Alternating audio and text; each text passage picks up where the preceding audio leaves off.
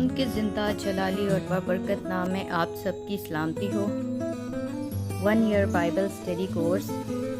आज हम पढ़ेंगे रोमियो उसका दूसरा बाब, ज़बूर 3, पहला सैमुएल उसका तीसरा बाब।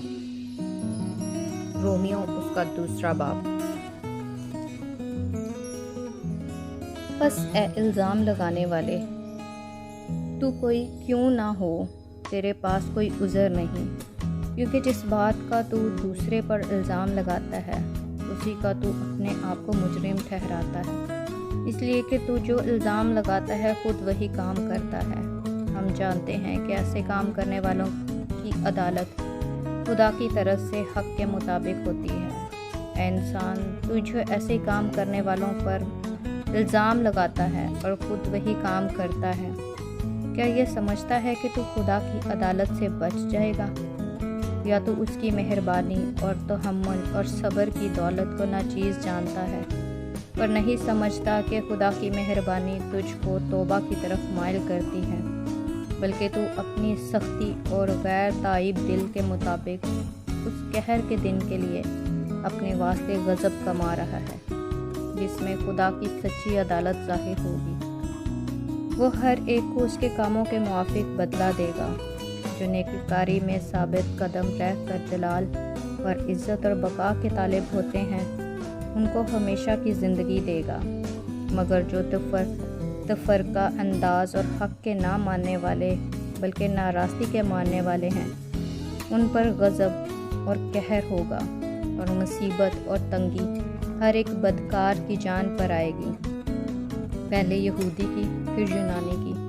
मगर जलाल और इज़्ज़त और सलामती हर एक नेकोकार को मिलेगी, पहले यहूदी को फिर यूनानी को, क्योंकि खुदा के यहाँ किसी की तरफदारी नहीं। इसलिए कि जिन्होंने बग़ैर शरीयत पाए गुनाह किया वो बग़ैर शरीयत के हलाक भी होंगे, और जिन्होंने शरीयत के मतहत होकर गुनाह किया उनकी सज़ा शरीयत के मुआफिक होगी, क्योंकि शरीयत के सुनने वाले खुदा के नज़दीक रास्तबाज नहीं होते, बल्कि शरीयत पर अमल करने वाले रास्तबाज ठहराए जाएंगे। इसलिए कि जब वो कौमें जो शरीयत नहीं रखती अपनी तबीयत से शरीयत के काम करती हैं, तो बावजूद शरीयत ना रखने के वो अपने लिए खुद एक शरीयत हैं। चुनाचा वो शरीयत की बातें अपने दिलों पर लिखी हुई दिखाती हैं, और उनका दिल भी उन बातों की गवाही देता है, और उनके बहमी ख़यालात या तो उन पर इल्ज़ाम लगाते हैं या उनको मजूर रखते हैं। जिस रोज़ खुदा मेरी खुशखबरी के मुताबिक यीशु मसीह की मार्फत आदमियों की पोशीदा बातों का इंसाफ करेगा। बस अगर तू यहूदी कहलाता और शरीयत पर तकिया और खुदा पर फ़ख्र करता है और उसकी मर्ज़ी जानता और शरीयत की तालीम पाकर उम्दा बातें करता है, और अगर तुझको इस बात पर भी भरोसा है कि मैं अंधों का रहनुमा और अंधेरे में पड़े हुओं के लिए रोशनी और नादानों का तरबियत करने वाला और बच्चों का उस्ताद हूँ, और इल्म और हक़ का जो नमूना शरीयत में है वो मेरे पास है, बस तू जो औरों को सिखाता है अपने आप को क्यों नहीं सिखाता? तू जो वाइज़ करता है तो चोरी ना करना, आप खुद क्यों चोरी करता है? तू जो कहता है कि ज़ना ना करना, आप खुद क्यों ज़ना करता है? तू जो बुतों से नफ़रत रखता है, आप खुद क्यों मंदिरों को लौटता है? तू जो शरीयत पर फ़ख्र करता है, शरीयत के अदूल से खुदा की क्यों बेइज्जती करता है? क्योंकि तुम्हारे सबब से गैर कौमों में खुदा के नाम पर कुफ्र बका जाता है। चुनाचा ये लिखा भी है, ख़तना से फ़ायदा तो है बशर्ते कि तू शरीयत पर अमल करे, लेकिन जब तूने शरीयत से अदूल किया तो तेरा ख़तना नामख्तूनी ठहरा। बस अगर नामख्तून शख्स शरीयत के हुक्मों पर अमल करे तो क्या उसकी नामख्तूनी ख़तना के बराबर ना गिनी जाएगी? और जो शख्स कौमियत के सबब से नामख्तून रहा और अगर वो शरीयत को पूरा करे तो क्या तुझे, जो बावजूद कलाम और ख़तना के शरीयत से अदूल है, कसूरवार ना ठहराएगा? क्योंकि वो यहूदी नहीं जो ज़ाहिर का है, वरना वो ख़तना है जो ज़ाहरी और जिस्मानी है, बल्कि यहूदी वही है जो बातिन में है, और ख़तना वही है जो दिल का और रूहानी है, न कि लफ्ज़ी। ऐसे की तारीफ़ आदमियों की तरफ से नहीं बल्कि खुदा की तरफ से होती है। ज़बूर 3। दाऊद का मज़मूर जब वो अपने बेटे अबीसलोम के सामने से भागा। ऐ खुदावंद, मेरे सताने वाले कितने बढ़ गए, वो जो मेरे खिलाफ़ उठते हैं बहुत हैं। बहुत से मेरी जान के बारे में कहते हैं कि खुदा की तरफ से उनकी कुमक ना होगी। लेकिन तू आए खुदावन हर तरफ मेरी सिपर है, मेरा फ़ख्र और सरफराज करने वाला। मैं बुलंद आवाज़ से खुदावन के हजूर फरियाद करता हूँ और वो अपने कोहे मक़दस पर से मुझे जवाब देता है। मैं लेट कर सो गया, मैं जाग उठा क्योंकि खुदावन मुझे संभालता है।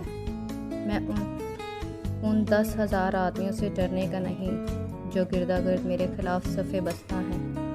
उठ ऐ खुदावन, ऐ मेरे खुदा, मुझे बचा ले, क्योंकि तूने मेरे सब दुश्मनों को जबड़े पर मारा है। तूने शरीरों के दांत तोड़ डाले हैं। निजात खुदावन की तरफ से है, तेरे लोगों पर तेरी बरकत हो। आमीन। पहला सैमुएल उसका 3 बाब। और वो लड़का सैमुएल एली के सामने खुदावन की खिदमत करता था, और इन दिनों खुदावन का कलाम गरां कदर था, कोई रोया बरमला न होती थी। और उस वक्त ऐसा हुआ कि जब एली अपनी जगह लेटा था, उसकी आंखें धुंधलाने लगी थीं और वो देख नहीं सकता था, और खुदा का चिराग अब तक नहीं बुझा था। और सैमुएल खुदावन की हैकल में जहाँ खुदा का संदूक था लेटा हुआ था। तो खुदावन ने सैमुएल को पुकारा। उसने कहा, मैं हाजिर हूँ। और वो दौड़कर एली के पास गया और कहा, तूने मुझे पुकारा तो मैं हाजिर हूँ। उसने कहा, मैंने नहीं पुकारा, फिर लेट जा। तो वो जाकर लेट गया, और खुदावन ने फिर पुकारा, सैमुएल सैमुएल। उठकर एली के पास गया और कहा, तूने मुझे पुकारा सो मैं हाजिर हूँ। उसने कहा, ऐ मेरे बेटे, मैंने नहीं पुकारा, फिर लेट जा। और सैमुएल ने हनूज खुदावन को नहीं पहचाना था, और ना खुदावन का कलाम उस पर जाहिर हुआ था। फिर खुदावन ने तीसरी दफ़ा सैमुएल को पुकारा और उठकर एली के पास गया और कहा, तूने मुझे पुकारा सो मैं हाजिर हूँ। सो एली जान गया कि खुदावन ने उस लड़के को पुकारा। इसलिए एली ने सैमुएल से कहा, जा लेट रह, और अगर वो तुझे पुकारे तो कहना, ऐ खुदावन फरमा, क्योंकि तेरा बंदा सुनता है। तो सैमुएल जाकर अपनी जगह पर लेट गया। तब खुदावन आ खड़ा हुआ और पहले की तरह पुकारा, सैमुएल सैमुएल। सैमुएल ने कहा, फरमा, क्योंकि तेरा बंदा सुनता है। खुदावन ने सैमुएल से कहा, देख, मैं इस्राएल में ऐसा काम करने पर हूँ जिससे हर सुनने वाले का कान भुना जाएंगे। उस दिन मैं एली पर सब कुछ जो मैंने उसके घराने के हक़ में कहा है शुरू से आखिर तक पूरा करूँगा, क्योंकि मैं उसे बता चुका हूँ कि मैं उस बदकारी के सबब से जिसे वो जानता है हमेशा के लिए उसके घर का फ़ैसला करूँगा, क्योंकि उसके बेटों ने अपने ऊपर लानत बुलाई और उसने उनको ना रोका। इसलिए एली के घराने की बाबत मैंने कसम खाई कि एली के घराने की बदकारी ना तो कभी किसी ज़बिया से साफ़ होगी ना हदिया से। सैमुएल सुबह तक लेटा रहा। तब उसने खुदावन के घर के दरवाजे खोले और सैमुएल एली पर रोया जाहिर करने से डरा। तब एली ने सैमुएल को बुलाकर कहा, ऐ मेरे बेटे सैमुएल। उसने कहा, मैं हाजिर हूँ। तब उसने पूछा, वो क्या बात है जो खुदावन ने तुझसे कही? मैं तेरी मिन्नत करता हूँ, उसे मुझसे पोशीदा ना रख। अगर तू कुछ उन बातों में से जो उसने तुझसे कहीं छुपाए तो खुदा तुझसे ऐसा ही करे, बल्कि उससे भी ज़्यादा। तब सैमुएल ने उसको रत्ती रत्ती हाल बताया और उससे कुछ ना छुपाया। उसने कहा, वो खुदावंद है, जो वो भला जाने सो करे।